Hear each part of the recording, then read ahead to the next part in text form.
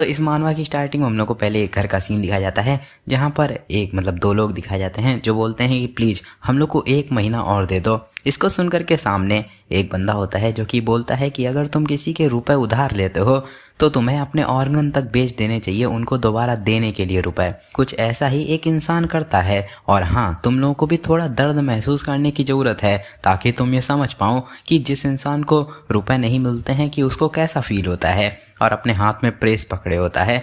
तभी दिखाया जाता है वो जो पीछे लड़की होती है वो कुछ करने लगती है। इसको देख करके वो गुंडा इसको बॉस बोलते हैं, तो बॉस एकदम से उसका फ़ोन छीन लेता है और बोलता है कि क्या आखिर तुम लोग यहाँ पर पुलिस को बुला रहे हो? मैंने तुमसे कहा ना कि इसके लिए तुम्हें चिंता करने की ज़रूरत नहीं है। और फ़ोन को देखता है और चौंक जाता है क्योंकि वो टेक्स्ट कर रही होती है अपने बेटे को कि घर पर मत आ जाना चाहे कुछ भी हो जाए। इसको पढ़ करके वो बॉस बहुत ज़्यादा ईविल से स्माइल देता है और बोलता है कि हाँ, ये चीज़ तुम्हारे साथ में करने के बजाय क्या ख्याल है कि मैं तुम्हारे बेटे के साथ में ये चीज़ करूं, और हंसने लगता है। इसको देख करके वो दोनों लोग बहुत तेज से चिल्लाते हैं कि नहीं, हम लोग के बेटे को नहीं। तो वो बॉस बोलता है कि जल्दी जल्दी इन दोनों के मुंह को एकदम बंद कर दो ताकि ये लोग बिल्कुल भी आवाज़ ना कर पाएँ, क्योंकि हम लोग नहीं चाहते हैं कि हम लोग इनके बेटे को शुरू से ही डरा दें।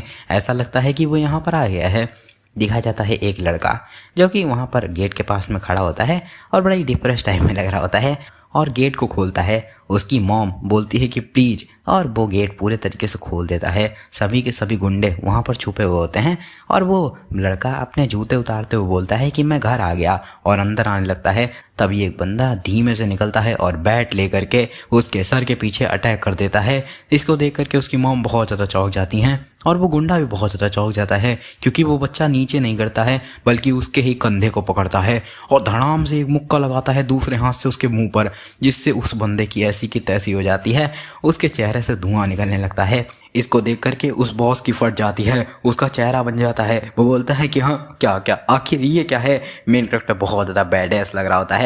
वो बॉस चिल्लाता है कि हे, आखिर तुम लोग किस चीज़ का इंतजार कर रहे हो? जाओ उस कमीने को पीट डालो। और सभी लोग उस पर अटैक करने के लिए बढ़ते हैं, मारने के लिए। मेन कैरेक्टर एक के अटैक को डॉज करता है और दूसरे के पेट के पास में मुक्का लगाता है, जिससे उसकी हड्डियों पर क्रैक आ जाता है। मेन कैरेक्टर फिर पीछे हटता है, दोबारा से उसके वहीं पर मुक्का मारता है, जिससे इस बार उसकी हड्डियां पूरे तरीके से टूट जाती हैं। वो बंदा बहुत तेज से चिल्लाता है। तभी पीछे से एक इंसान उसका फॉलिंग किक मारने वाला होता है। मेन कैरेक्टर उसकी किक को पकड़ लेता है और उसके लात पर मार करके उसकी टांग को ही तोड़ देता है। पीछे से एक और इंसान आता है टेबल को लेकर के और मेन कैरेक्टर के सर पे मार देता है।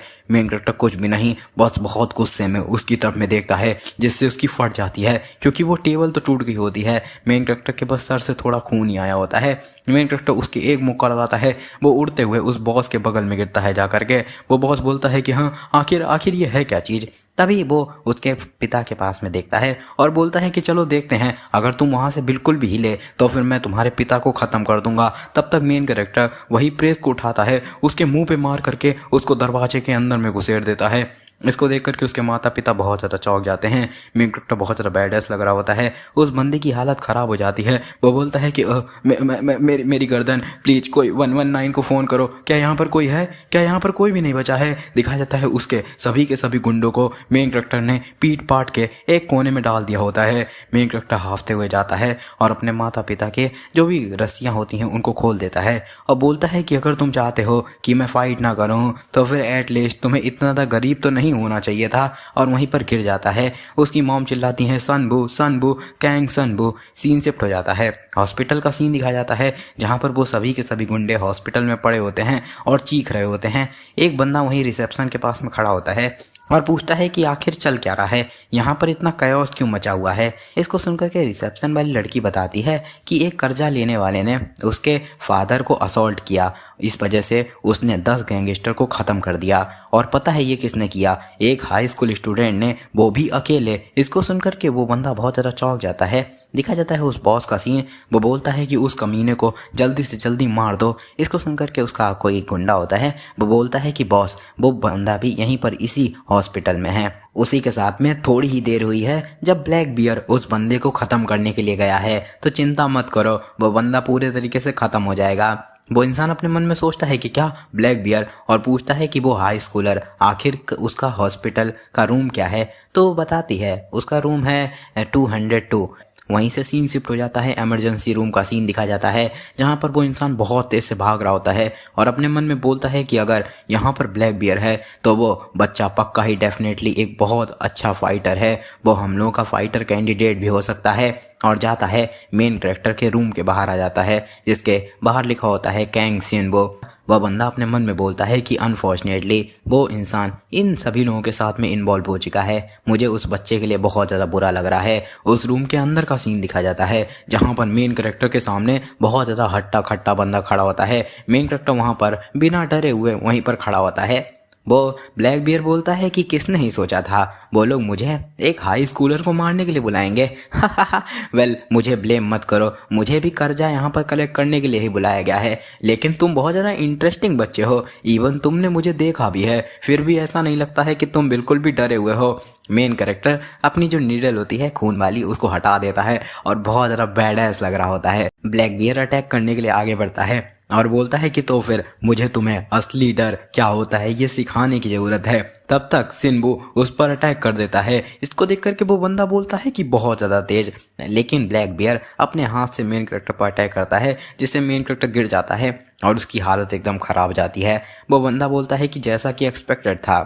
ब्लैक बियर बोलता है कि बच्चे चाहे तुम कितना भी पागल क्यों ना हो, लेकिन तुमने क्या ही सोचकर मुझ पर डायरेक्टली मेरे सामने से अटैक करने के लिए सोचा, इस टाइम पर तो कुछ हो ही नहीं सकता था, मैं तुम्हें एक ही हिट मारूंगा और तुम ख़त्म हो जाओगे। मैंने सोचा था कि तुम डर नहीं रहे हो तो पक्का ही तुम्हारे पास में कुछ न कुछ अलग चीज़ तो होगी ही, लेकिन तुम कुछ भी नहीं हो तो तुम ऐसे मर रहे हो। मेन कैरेक्टर दोबारा उठने लगता है।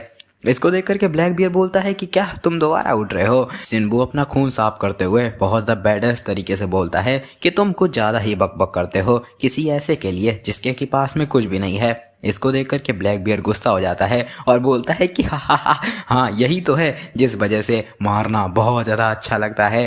वो बंदा अपने मन में बोलता है कि क्या वो सच में सिनबू को मारने को सोच रहा है, नहीं मुझे उसको जल्द ही जा करके रोकना पड़ेगा। लेकिन सिनबू ब्लैक बियर के अटैक को आसानी से डॉज कर लेता है और उसके मुंह पे एक लगा के किक देता है, जिसको देख करके वो बंदा बहुत ज़्यादा चौंक जाता है। ब्लैक बियर नीचे की तरफ में गिरने लगता है। वो बंदा अपने मन में बोलता है कि मैंने कभी भी नहीं सुना है कि ब्लैक बियर कुछ ऐसे टेक डाउन हुआ हो, लेकिन ब्लैक बियर अपना हाथ लगा करके खुद को गिरने से रोक लेता है। वो बंदा अपने मन में बोलता है कि हाँ ऐसा हो ही नहीं सकता है। द ब्लैक बियर जिसको कि इस पूरे कंट्री में फिजिकल किंग नाम से जाना जाता है, वो कुछ इस तरीके से हार जाए। ब्लैक बियर बोलता है कि क्या तुमने सोचा था कि मैं एक छोटे से हाई स्कूलर के अटैक से गिर जाऊंगा, लेकिन मेन कैरेक्टर एक मुक्का और मारता है और कहता है कि मरो भैंस की टांग। इस पे वो बंदा बोलता है कि नहीं ये चीज़ बिल्कुल सेंस नहीं बना रही है। मेन कैरेक्टर लगातार ब्लैक बियर पर अटैक करना स्टार्ट कर देता है। तभी ब्लैक बियर उसको अपने हाथों के बीच में ऐसे दबा करके बहुत तेज उसको दबाने लगता है। ब्लैक बियर बोलता है कि अब मुझे अपने अल्टीमेट मूव को एक हाई स्कूलर के खिलाफ यूज करना पड़ेगा। वो बंदा इसको देख करके अपने मन में बोलता है कि क्या ये ब्लैक बियर का सिग्नेचर मूव नहीं है, द बोन क्रशर, नहीं मुझे जल्दी जल्दी उसको रोकना पड़ेगा। और वो सिनबू को बहुत तेज से दबाना स्टार्ट कर देता है और बोलता है कि हा बहुत मजा आ रही है। तब तक वो बंदा अंदर बढ़ता है और बोलता है कि रुक जाओ। ब्लैक बियर अपनी पूरी ताकत से सिनबू को दबा देता है। इसको देख करके वो बंदा बहुत ज़्यादा घबरा जाता है और ब्लैक बियर अपने मन में बोलता है कि हाँ आखिर ये चल क्या रहा है, मुझे कुछ भी सेंस नहीं हो रहा है। नहीं मैंने डेफिनेटली ही अपनी पूरी ताकत का यूज किया है, लेकिन मुझे कुछ भी महसूस क्यों नहीं हो रहा है। तभी मेन कैरेक्टर उठ करके वहाँ से निकलने की कोशिश करने लगता है। ब्लैक बियर बोलता है कि हाँ तुम आखिर हिल कैसे रहे हो, तुम्हारी हड्डियाँ क्या अभी तक पूरे तरीके से ठीक हैं, इस बार मैं तुम्हें डेफिनेटली ही क्रश करके रख दूंगा। और अपनी पूरी ताकत का यूज करने लगता है। सिनबू भी अपनी पूरी ताकत का यूज करके निकलने की कोशिश करने लगता है। ब्लैक बियर बोलता है कि हाँ आखिर तुम टूट क्यों नहीं रहे हो। मेन कैरेक्टर अपने सर का यूज करके उसके सर पे बहुत तेज से मारता है और ब्लैक बियर अपने मन में बोलता है कि आखिर ये क्या बकवास है, क्या उसने अपनी हड्डियों को मेटल से बनवा करके रखा हुआ है। मेन कैरेक्टर लगातार अपने सर का यूज करके ब्लैक बियर के सर पे मारना स्टार्ट कर देता है। ब्लैक बियर की हालत पूरी तरीके से खराब हो जाती है, लेकिन मेन कैरेक्टर रुकता ही नहीं है, लगातार मारता ही रहता है। तभी वो बंदा अंदर आता है और बोलता है कि रुक जाओ, वो अभी बेहोश हो चुका है, प्लीज थोड़ी देर के लिए रुक जाओ, अगर इससे भी ज़्यादा कुछ हो गया तो इसको साफ करना बिल्कुल भी आसान नहीं होने वाला है। और फ़ोन करके कह देता है रूम 202 बिल्डिंग भी एक सर का ट्रॉमा हुआ है एक कार एक्सीडेंट के द्वारा, प्लीज़ इसको हैंडल कर लो। सिन्बू बोलता है कि हे आखिर तुम कौन हो, क्या तुम भी उन्हीं लोगों के साथ में हो। वो बंदा बोलता है कि वेल चाहे जो भी हो, लेकिन मैं तुम्हारे साथ में टीम अप करने को सोच रहा हूँ। सिन्बू बोलता है कि आखिर तुम ये क्या बकवास कर रहे हो। तभी वहाँ पर कुछ लोग आ जाते हैं टीम, और सामने देख करके बहुत ज़्यादा चौंक जाते हैं और बोलते हैं कि हाँ ये कंफर्म हो चुका है, क्या हम लोग को इस चीज़ को साफ कर देना चाहिए। वो बंदा बोलता है कि क्या हम लोग अभी के लिए ये मान सकते हैं कि जो ब्लैक बियर है वो थोड़े समय के लिए होश में नहीं आने वाला है। तो वो इंसान भी बोलता है कि हाँ चलो अब हम लोग स्टार्ट करते हैं और सारी चीज़ों को साफ करना स्टार्ट कर देते हैं। सिन्बू बोलता है कि तुम लोग आखिर तुम लोग कौन हो। वो बंदा बोलता है अभी इसका नाम नहीं पता है आखिर ये कौन है। वो बोलता है कि वो कोई ऐसा है जो कि जो तुम चाहते हो वो हर चीज़ तुम्हें दिलवा सकता है, और एक कार्ड को दे देता है। सिन्बू उस कार्ड को अजीब तरीके से देखने लगता है और वो बंदा बोलता है कि तुम्हें बस सिर्फ और सिर्फ मैं जिसके लिए काम करता हूँ उसके लिए फाइटिंग करनी है। इसको सुनकर के सिन्बू गुस्सा हो जाता है और बोलता है कि हे यहाँ से दफ़ा हो जाओ, मैं बिल्कुल भी फाइटिंग करके रुपए कमाने के मूड में नहीं हूँ। और उठ करके वहाँ से जाते हुए बोलता है कि क्या तुम अब मेरे साथ में दोबारा कोई और स्कैम कर रहे हो, और वहाँ से चला जाता है। पीछे से वो बंदा बोलता है कि वेल जो विचार हैं वो तो हमेशा ही किसी के भी कभी भी बदल सकते हैं, है ना। और दिखाया जाता है सीन शिफ्ट होकर के वॉशरूम का सीन। यहाँ पर मेन कैरेक्टर अपना मुंह धुल रहा होता है और अपने मन में बोलता है कि डैम इवन मेरी ज़िंदगी भी एक खेल के तरीके हो गई है। मैं बस अपनी मॉम की एक इच्छा पूरा करना चाहता हूँ कि मैं किसी भी फाइट में इन्वॉल्व ना हूँ। तभी बगल से उसके पिताजी आते हैं और बोलते हैं कि आखिर तुम यहाँ पर क्या कर रहे हो, तुम्हें इस कंडीशन में कहीं पर भी नहीं जाना चाहिए। सिन्बू बोलता है कि क्या ये कंडीशन, आखिर इस कंडीशन के लिए रिस्पॉन्सिबल कौन है। तुम एक बॉक्सिंग चैंपियन हो, है ना। तुम्हें इवन कई सारे ऑफर भी मिले, लेकिन आखिर तुम कोई भी चीज़ क्यों नहीं करते हो। तुम इतने ज़्यादा कर्जे में जो हो, आखिर क्या तुम एक चैंपियन का प्राइड कुछ ज़्यादा ही होता है कि तुम एक लोकल बॉक्सिंग जिम भी नहीं खोल सकते हो। मुझे नहीं पता है कि आखिर तुम्हें नेशनल टीम से क्यों निकाला गया, लेकिन क्या तुम्हारा वो जो इतना ख़राब सा प्राइड है वो उससे कहीं ज़्यादा इम्पोर्टेंट है, जहाँ पर मेरी वो कमज़ोर सी मॉम बीमार पड़ी हुई है हैं। तभी उसका बाप वहाँ से जाते हुए बोलता है कि वेल ऐसा मत सोचना कि तुम हॉस्पिटल के बिल्कुल भी बाहर जाओ, है ना। सिन्बू अपने मन में बोलता है कि मुझे ये बिल्कुल भी पसंद नहीं है। तभी एकदम से उसको चक्कर जैसे आते हैं और वो वहाँ पर गिर पड़ता है। बोलता है कि मेरा सर, आखिर ये क्या है। ऐसा लग रहा है कि मैं कई दिनों से सही से सो नहीं पाया हूँ। नहीं, ये शायद से इस वजह से है कि मेरा दर्द तभी स्टार्ट होता है जब भी मैं अपने बाप को देखता हूँ। मुझे अपना बाप बिल्कुल भी पसंद नहीं है। वो एक हफ्ते में हमारे लोगों के जीने के लिए भी कुछ भी नहीं ला पाता है, बस कुछ कई सारी इंजरियों को लेकर के आता है। उसी के साथ में वो बच्चे जिनसे कि मैं फ़ाइट करता हूँ उनके पेरेंट के सामने हमेशा ही झुका रहता है। मैं बिल्कुल भी अपने बाप के ऊपर निर्भर नहीं रहना चाहता हूँ, क्योंकि मैं ये नहीं चाहता हूँ कि मेरा बाप कभी भी ये समझे कि वो जो भी कर रहा है वो उसके लिए काफ़ी है। मुझे ऐसा लगता है कि जैसे कि मैं एक कीचड़ के अंदर में धंसता ही जा रहा हूँ, एक हाई स्कूलर जो कि कुछ भी नहीं कर सकता है, जिसकी की ज़िंदगी चेंज होना एकदम पूरे तरीके से इम्पॉसिबल ही है। इवन मैं डेली के अपने खर्चे भी नहीं उठा पा रहा हूँ। तभी दिखाया जाता है जैसे कि एक बच्चा उसको बुलाता है कि आओ मेरे साथ में खेलो। मेन कैरेक्टर बोलता है कि नहीं मैं बिजी हूँ, तो दफ़ा हो जाए। तो इस पे वो बच्चा जो भी उसका स्कूटर होता है उसको तोड़ने लग जाता है। मेन कैरेक्टर बोलता है कि वो जो डैम बुलीज हैं उनकी ही वजह से मेरे बाप के ऊपर कर्जे और भी ज़्यादा बढ़ते चले गए। मैं अब अपनी माँ को छोड़ करके कहीं पर भी जा नहीं सकता हूँ। मेरी ज़िंदगी एक दलदल के अंदर धंसती जा रही है। सीन शिफ्ट हो जाता है। मेन कैरेक्टर अचानक से उठता है और बोलता है कि क्या मैं बेहोश हो गया था, और आखिर कब उन लोगों ने मुझे एक दूसरे रूम में पहुंचाया।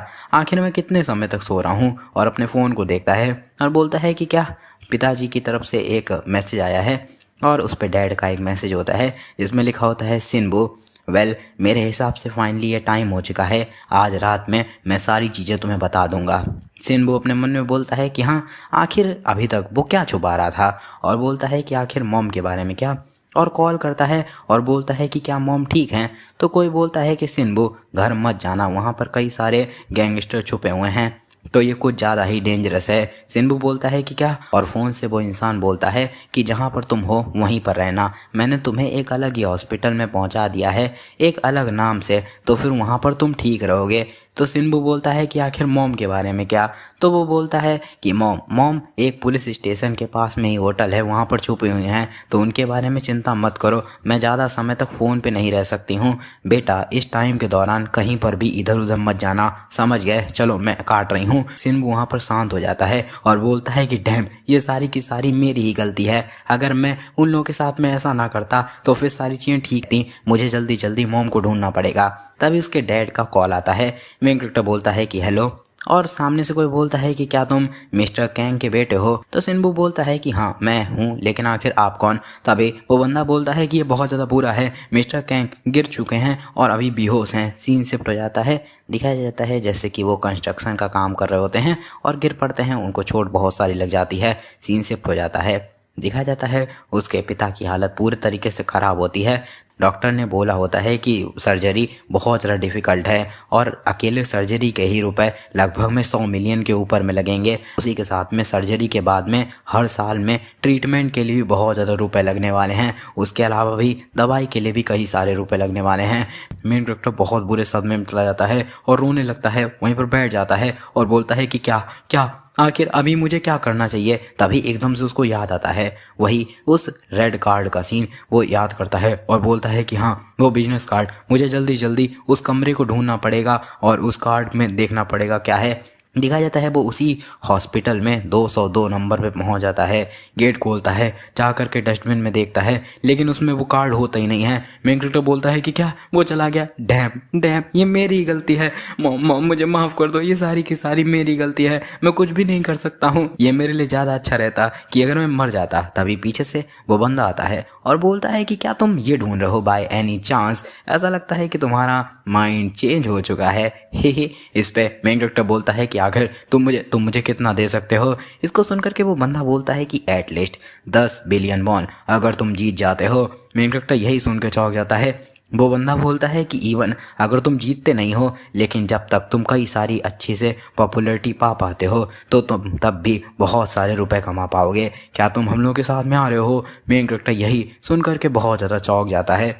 फिर सीन शिफ्ट होकर के दिखाया जाता है जहाँ पर एक कमरे के अंदर में वो लोग मीटिंग कर रहे होते हैं और वो बंदा बोलता है कि अपना टाइम लो इसको पढ़ने के लिए और इस पर साइन कर दो जब तुम रेडी हो जाना। सिन्बू बोलता है कि क्या फाइटिंग वर्ल्ड? तो वो बंदा बताता है कि ये एक सीक्रेट अंडरग्राउंड फाइटिंग टूर्नामेंट है जहाँ पर फाइटर जिनके के पास में बहुत ज़्यादा खतरनाक फिजिकल एबिलिटीज होती हैं उनको डोपिंग ड्रग्स दिए जाते हैं ताकि वो लोग compete कर पाएँ हॉस्पिटल की तरफ से। इसको सुनकर के सिन्बू बोलता है कि क्या डोपिंग? मैं ऐसी कोई भी चीज़ नहीं करता हूँ। तो वो कई सारे ड्रग्स को निकाल लेता है और बोलता है कि ये कोई सिंपल डोपिंग ड्रग्स नहीं है, इवन एक बुढ़ा आदमी जो कि मौत की कगार पर भी खड़ा हो वो इसको लेने के बाद में बहुत ज़्यादा खतरनाक ताकतवर होने वाला है। ऑफ कोर्स डोपिंग ऑप्शनल है ना कि मैंडेटरी। मेन कैरेक्टर बोलता है कि रुको, आखिर तुम एग्जैक्टली हो कौन? इसको सुनकर के वो बंदा बोलता है कि सॉरी लेट इंट्रोडक्शन के लिए, मेरा नाम है किम मिन सुक। भाई एटलीस्ट इसका नाम तो बताया गया, मैं परेशान हो गया था ऐसे बोल करके बंदा और बोलता है कि एक स्काउट जो कि एक वीआईपी के द्वारा काम करता है जो कि फाइटिंग बार्ड में पार्टिसिपेट करते हैं। मेन कैरेक्टर बोलता है कि क्या एक स्काउट? तो वो बंदा बोलता है कि वेल ये इम्पोर्टेंट नहीं है, बल्कि ये इम्पोर्टेंट है आखिर डोपिंग क्या है। यहाँ पर कोई भी सिंगल फाइटर नहीं है जो कि बिना डोपिंग के जीत पाए। सिन्बू बोलता है कि वेल मैंने कहा कि मैं ये नहीं करता हूँ। तो किम मिन सुक बोलता है कि वेल जैसे ही तुम अरीना के अंदर जाओगे तो इस चीज़ के बारे में कई बार सुनोगे। सिन्बू अपने मन में बोलता है कि ये बंदा मेरे बारे में कुछ भी सुन ही नहीं रहा है। तो किम बोलता है कि चलो मैं तुम्हें बता देता हूँ कि चीज़ें कैसे काम करती हैं। अगर तुम टूर्नामेंट पास कर लेते हो और टॉप 20 में आ जाते हो तो फिर तुम एक स्पॉन्सर को चूज कर पाओगे। उस टाइम पर तुम उस वीआईपी को चूज कर सकते हो जिसके के लिए मैं काम करता हूँ एक स्पॉन्सर के तरीके, और उसके बाद में हम लोग के साथ में चल करके जीत को पा सकते हो।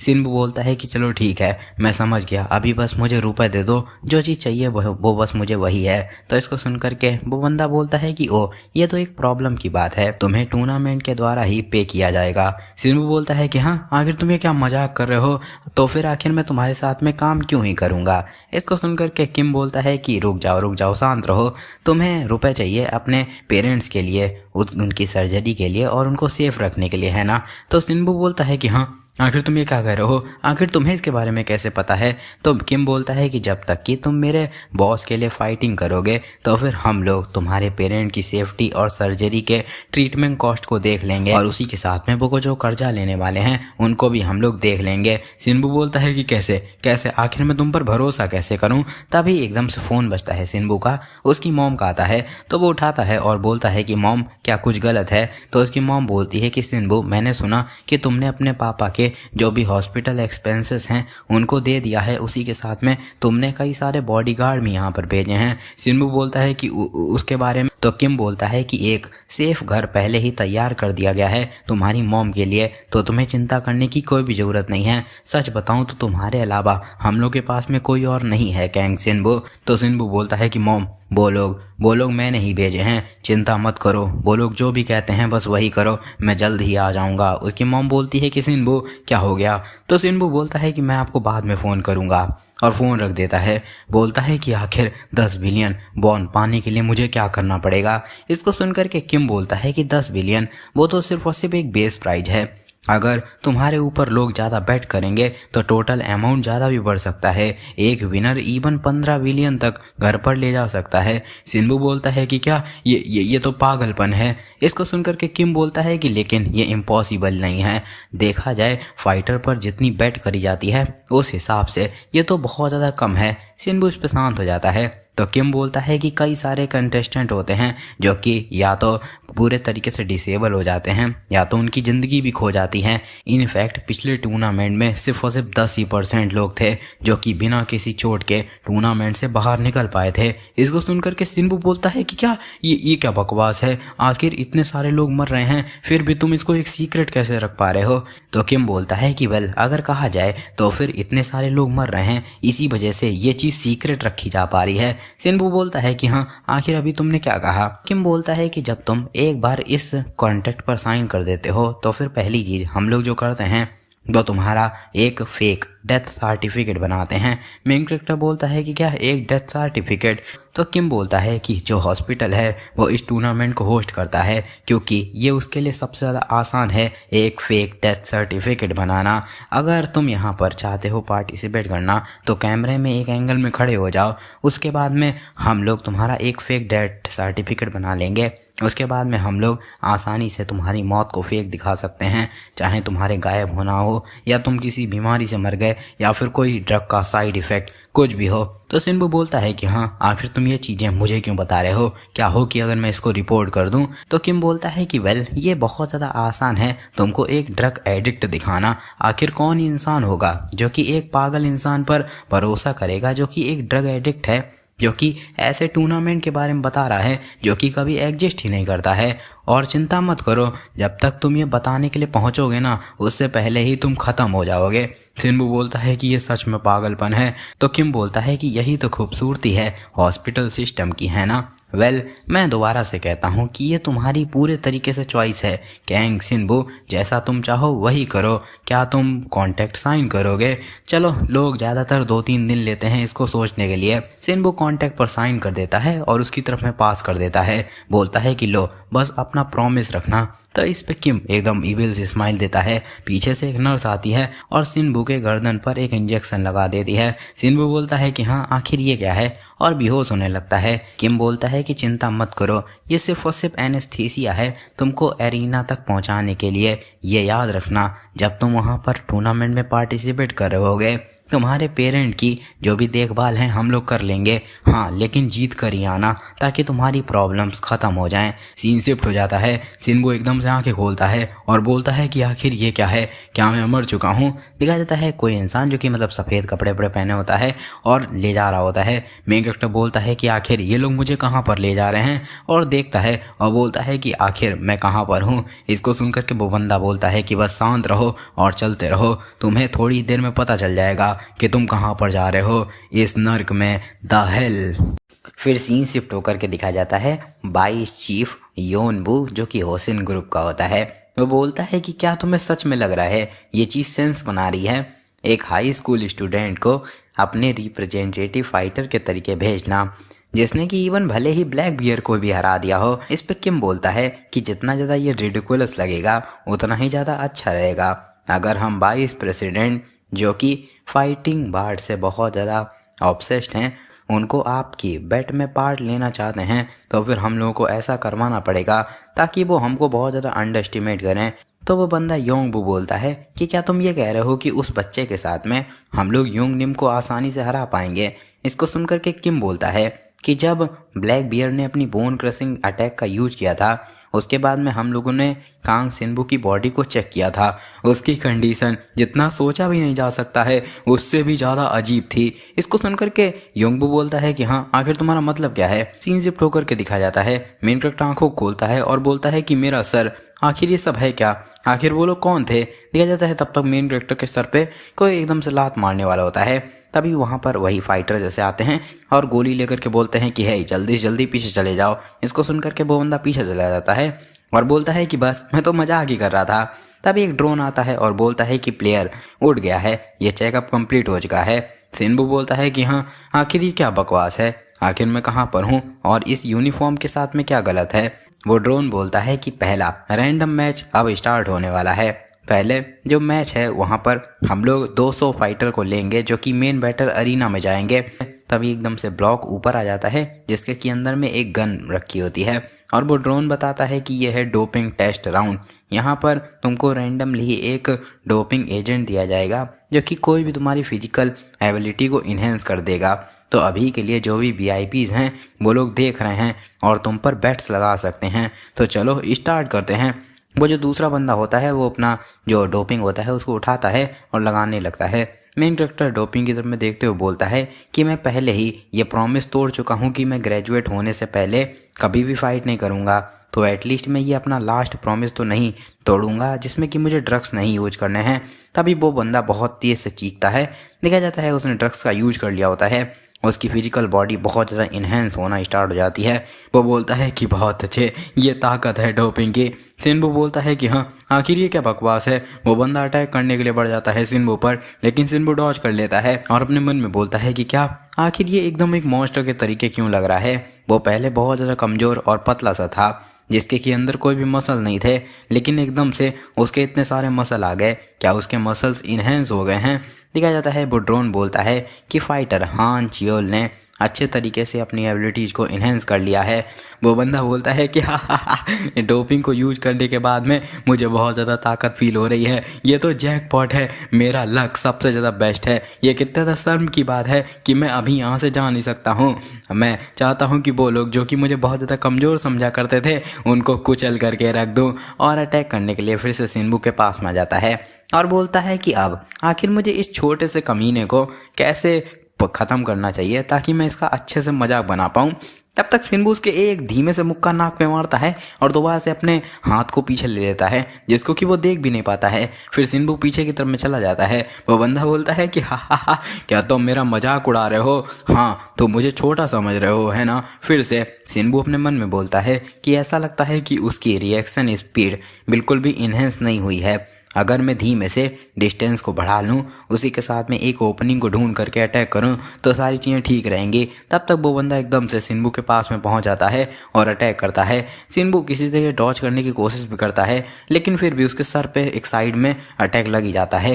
वो अपने मन में बोलता है कि लेकिन आखिर मैं इस मॉन्स्टर के साथ में कीप अप कैसे करूं। किसी तरीके से मुझे उसके चेहरे पर अटैक करना पड़ेगा और मुड़ करके उसके सर पर अटैक करने वाला होता है। लेकिन तब तक वो बंदा दोबारा से सिन्बू पर अटैक कर देता है। सिन्बू के मुंह से खून निकलने लगता है। वो बंदा सिन्बू की लात पकड़ लेता है और बोलता है कि मुझे तुम्हारे मूवमेंट्स को देखने की भी ज़रूरत नहीं है, मुझे बस अपनी ये जो खतरनाक सी स्ट्रेंथ है इसका यूज करके तुम्हें कुचल देने की ज़रूरत है। उठा करके सिन्बू को पटक देता है।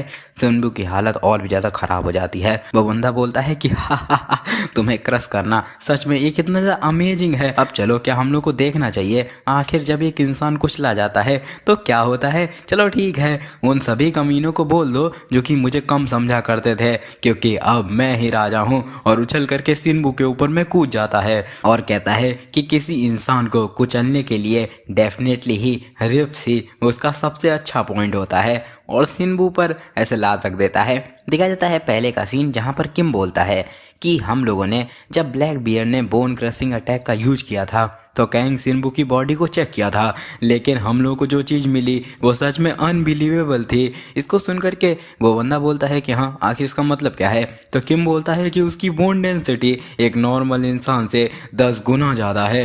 तो इसको सुन करके वो बंदा बोलता है कि क्या 10 गुना ज़्यादा। तो किम बोलता है कि हाँ कैंग सिन्बू के पास में जो बोन डेंसिटी है वो एक इंसान की नहीं है। दिखाया जाता है सिन्बू जिसको कि इससे कुछ नहीं हुआ होता है वह तुरंत ही उस बंदे की लात को पकड़ता है और उछल करके उसको एक अपर किक देता है, लेकिन वो बंदा इसको डॉज कर लेता है और सिन्बू की लात पकड़ने की कोशिश करता है। सिन्बू वहां से बच जाता है और पीछे की तरफ में आ जाता है, जिसको देख करके वो बंदा बोलता है कि हाँ आखिर इवन उसने डोपिंग का यूज भी नहीं किया है फिर भी आखिर वो ठीक कैसे है। नहीं ये पक्का ही इस वजह से होगा क्योंकि मेरी बॉडी अभी तक डोपिंग के साथ में एडजस्ट नहीं हो पाई है। सिन्बू अपने मन में बोलता है कि वो मॉन्स्टर कहेगा, वो डेफिनेटली ही अब पहले से धीमा हो चुका है, उसका स्टेमिना इन्हेंस नहीं हुआ है।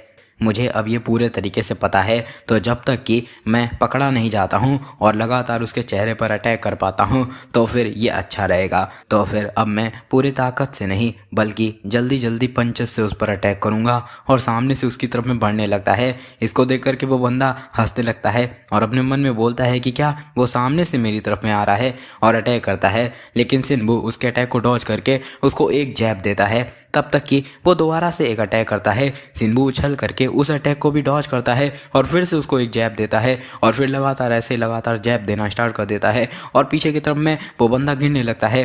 सिन्बू बोलता है कि डेफिनेटली ये मेरे लिए एक बहुत अच्छी ओपनिंग है, मैं अटैक कर सकता हूँ और पूरी ताकत से अटैक करने वाला होता है, लेकिन वो बंदा उठ करके दोबारा से सिन्बू के हाथ को पकड़ लेता है और बोलता है कि हा मैंने तुम्हें पकड़ लिया।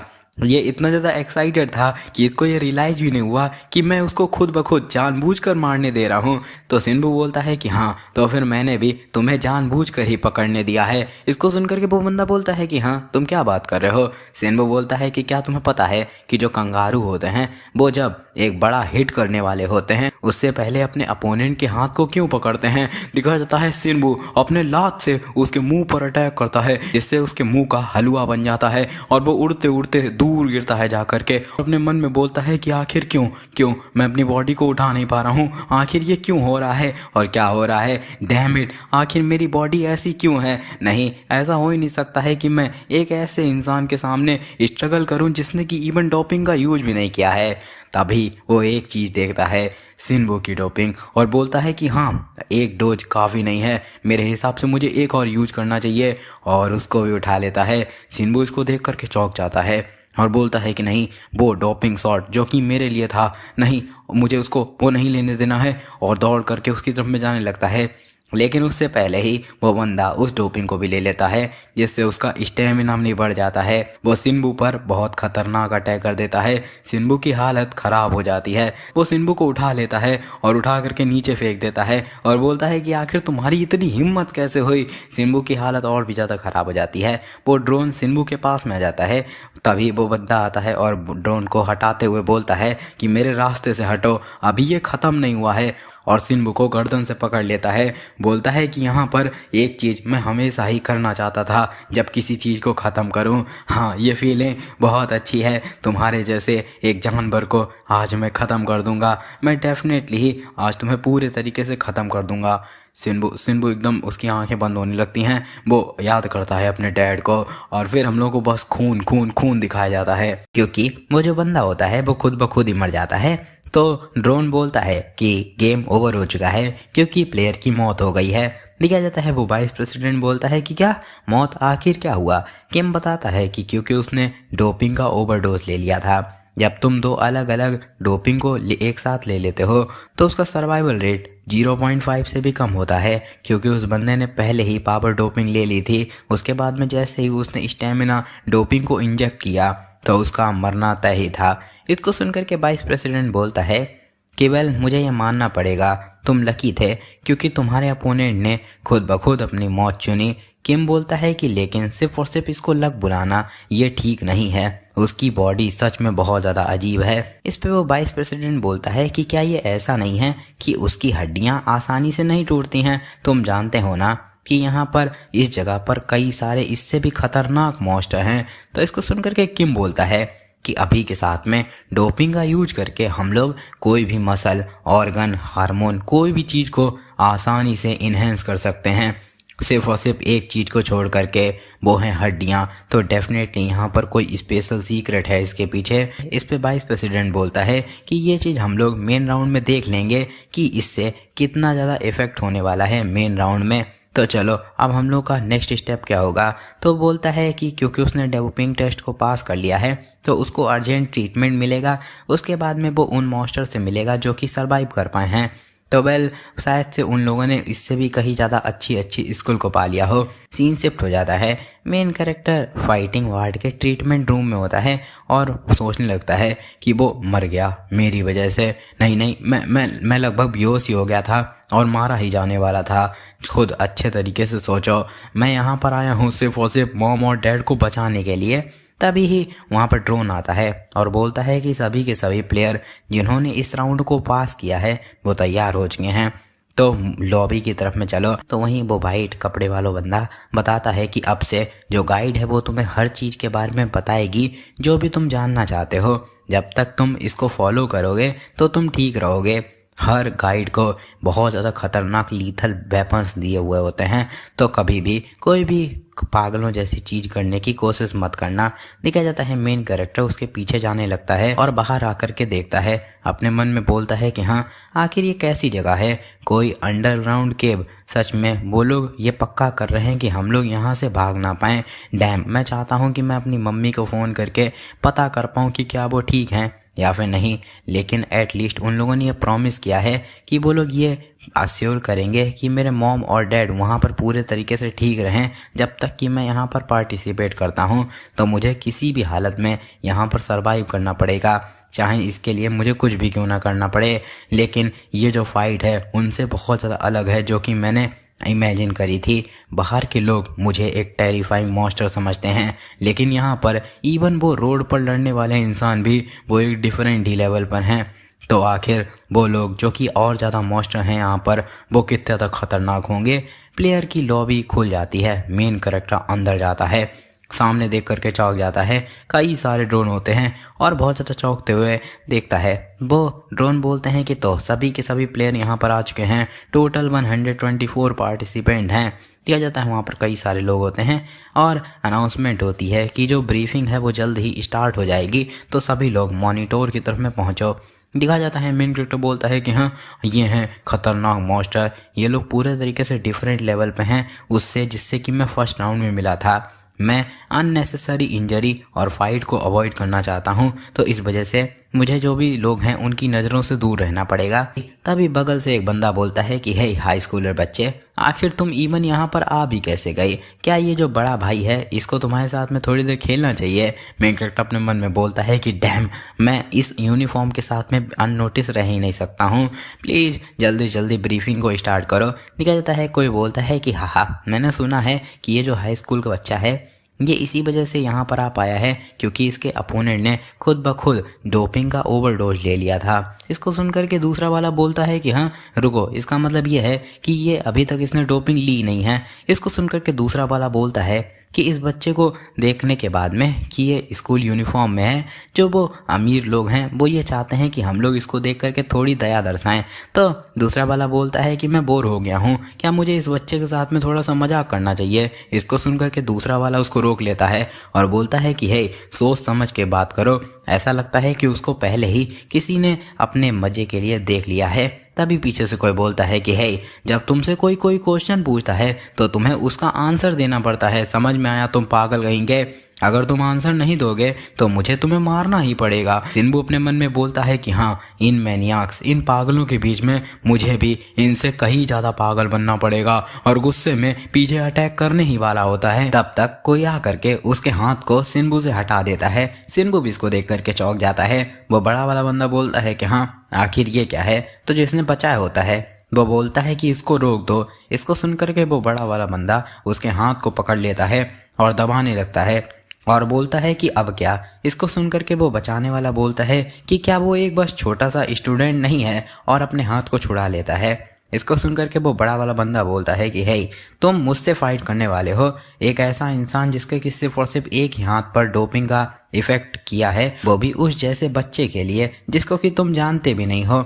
सिन्बू अपने मन में बोलता है कि मुझे ऐसा प्रेटेंड करना चाहिए जैसे कि मैंने ये चीज़ नोटिस ही नहीं करी, ताकि मैं बिना सोचे समझे बिल्कुल इंजर्ड ना हूँ। तभी वो दोनों एक दूसरे से मुक्का लड़ाने के लिए तैयार हो जाते हैं। वो बड़ा वाला बंदा बोलता है कि हे, आखिर तुम उस हाई स्कूलर के लिए मरने के लिए क्यों तैयार हो? और वो दोनों लोग एक दूसरे से मुक्का लड़ाने वाले होते हैं। सिन्बू अपने मन में बोलता है कि डैम इट, आखिर मैं यहाँ पर कैसे ही शांत बैठ सकता हूँ। लेकिन तभी बहुत तेज से ब्लास्ट की टाइप में आवाज आती है। सिन्बू देख करके चौंक जाता है, सामने से खून उड़ता है। दिखाया जाता है वो जो ड्रोन होता है उसने उस बंदे के हेड शॉट मार दिया होता है और उसको ख़त्म कर दिया होता है। और ड्रोन बोलता है कि चलो अब ब्रीफिंग जल्द ही स्टार्ट होने वाली है, उससे पहले जो भी यहाँ पर पंगा करेगा वो तुरंत ही ख़त्म कर दिया जाएगा। सिन्बू इसको देख करके अपने मन में बोलता है कि डैम, उन लोगों ने एक इंसान को ऐसे ही मार दिया बिना किसी वार्निंग के, क्या यहाँ पर सच में कोई सर्वाइव भी कर पाएगा? तभी आवाज़ आती है। दिखाया जाता है वहाँ पर एक स्क्रीन पर एक अननोन सा बंदा आता है और बोलता है कि कॉन्ग्रेचुलेसन, जो लोग यहाँ पर सर्वाइव कर पाए हैं। जो डोपिंग टेस्ट है वो एक ऐसा टेस्ट था जिसमें कि सिंपली तुम्हें सिर्फ और सिर्फ सर्वाइव करना था, वहाँ पर कोई भी एलिमिनेशन नहीं था। लेकिन अब से हर राउंड में एक एलिमिनेशन होगा, और एलिमिनेशन से मेरा मतलब है कि तुम लोग आगे और ज़्यादा फाइटिंग नहीं कर पाओगे। लेकिन चलो, इन चीज़ों को जानने के बावजूद भी सभी लोग यहाँ पर आए हैं 10 बिलियन रुपए के ग्रांड प्राइज के लिए। इसको सुनकर के सभी के सभी लोग चिल्लाना स्टार्ट कर देते हैं। सिन्बू अपने मन में बोलता है कि उस रुपए के साथ में मेरी पूरी फैमिली एक इंसानों के तरीके फाइनली जी पाएगी, और एकदम मुट्ठी बंद करने लगता है। तभी वो अननोन बंदा बोलता है कि लेकिन ये बहुत ज़्यादा दुर्भाग्य की बात है कि सिर्फ और सिर्फ एक ही इंसान प्राइज को लेकर के आएगा। लेकिन डिसअपॉइंट मत होना, अगर तुम टॉप 16 में आ जाते हो तो फिर जो VIPs बेट लगाएंगे उसका तुम्हें 5% रुपये मिलेगा। इसको सुनकर के एक बंदा बोलता है कि मैं दोनों चीज़ें ले लूँगा, प्राइज़ भी उसी के साथ में बैटिंग मनी भी। वो अननोन बंदा बोलता है कि हर एक प्लेयर का एक ब्रॉडकास्ट चैनल होगा और तुम सभी को एक एक गाइड दिया जाएगा जो कि तुम्हारे कैमरे के तरीके काम करेगा। उसी के साथ में जो VIPs हैं, जिस बंदे का चैनल देखेंगे, अगर उनको लगेगा कि वो जीत सकता है तो उस पर बैट्स लगाएंगे। अगर मैं छोटे में बताऊं तो फिर जितने ज़्यादा तुम्हें VIP की अटेंशन मिलेगी उतना ही ज़्यादा रुपए तुम कमा पाओगे। तो इसी वजह से जितने ज़्यादा से ज़्यादा VIP व्यूअर्स को तुम अपने पास रोक सकते हो उनको रोकने की कोशिश करो, ताकि वो तुम्हारे वीडियो को देखें। इसी वजह से तुम्हें आगे और ज़्यादा रुपए मिलेगा। तो अब हम लोग 5 लोगों का एक रूम देने वाले हैं जिसमें 5 लोग रहने वाले हैं। तुम अपनी मर्जी से अपने रूम पार्टनर चुन सकते हो, और अगर कोई और क्वेश्चन हो तो तुम्हारा गाइड तुमको सब कुछ बताएगा। तो जाओ। दिखाया जाता है वही दोनों बंदे, जिसमें से एक बोलता है कि अगर हम लोग को VIP की अटेंशन पानी है तो फिर हम लोगों को बहुत ज़्यादा ताकतवर लोगों के साथ में रहने पड़ेगा और कुछ बड़े बड़े काम करके दिखाने पड़ेंगे। इसको सुनकर के दूसरा काला वाला बोलता है कि अगर मैं उस बच्चे के साथ में एक ही रूम में रहूँगा तो पक्का ही हम लोग को 40 कौड़ी नहीं मिलने वाली है। सिन्बू अपने मन में बोलता है कि डैम, इवन यहाँ पर रूम ढूंढना तक अब आसान नहीं होने वाला है। तभी वो बंदा जिसने कि सिन्बू को बचाया होता है वो बोलता है कि डोंट वरी स्टूडेंट, तुम्हें चिंता करने की ज़रूरत नहीं है, मैं तब तक जब तक ऑफिशियल मैच शुरू नहीं हो जाता है तुम्हें कुछ भी नहीं होने दूंगा। दिखाया जाता है उस बंदे का हाथ भी कांप रहा होता है जब वो सिन्बू के कंधे पर रखा होता है।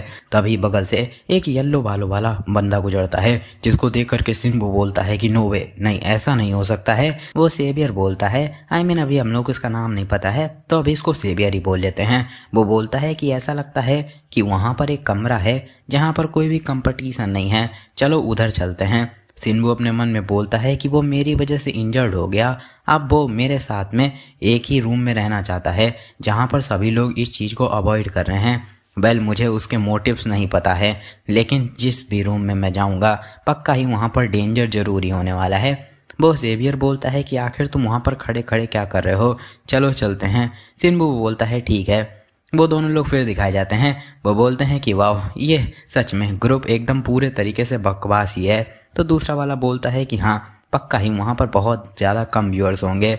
तो दूसरा वाला बोलता है कि इसी वजह से मैं उन लोगों के बगल वाले कमरे में आया हूँ जिनका कि मुझे लगता है कि सबसे ज़्यादा नंबर ऑफ़ व्यूअरशिप होगी। लेकिन हाँ, अगर हम लोग उन्हीं के जैसे सेम रूम में रहेंगे तो ये हम लोग के लिए बहुत ज़्यादा डेंजरस हो सकता है। लेकिन फिर भी अगर हम लोग उनके बगल वाले कमरे में भी रहेंगे तो भी दिक्कत नहीं होगी, हम लोग को कुछ पॉपुलर चैनल की स्क्रीन टाइम तो मिल ही सकती है। इसको सुनकर के दूसरा वाला बोलता है कि हाँ, वो जो बड़े बड़े मसल वाले बंदे हैं उनके पास में ही जहाँ तक ज़्यादातर व्यूअर्स आएंगे, ये चीज़ सेंस बना रही है। दिखाया जाता है एक कमरे का सीन जो कि पूरे तरीके से खुला होता है। वहाँ पर 3 बड़े ही ज़्यादा हट्टे कट्टे लोग होते हैं। तभी वही येलो वाला बंदा उसके अंदर आता है, गेट को बंद कर लेता है और जहाँ पर एक बीच में बंदा बैठा होता है उससे बोलता है कि वो स्पॉट मुझे बहुत ज़्यादा अच्छा लग रहा है, क्या तुम उधर से हट सकते हो। इसको देख करके दूसरा वाला बोलता है कि अभी तक कैमरा इवन स्टार्ट भी नहीं हुए हैं और तुमने दरवाजे को बंद कर दिया, आखिर क्यों? तुम पक्का ही मरना चाहते हो? और अटैक करने के लिए बढ़ने लगता है। तभी वो येलो वाला बंदा अपनी सिर्फ 2 उंगलियों से उसके गर्दन के नीचे अटैक करता है और इससे ही उसकी पूरे तरीके से हालत ख़राब हो जाती है, वो वहीं पर गिर जाता है। अभी के लिए पता नहीं है मरा है कि नहीं। और वो बंदा बोलता है कि कोई भी क्या मुझे ग्रीट करना चाहता है। इसको देख कर के वो लोग घबरा जाते हैं।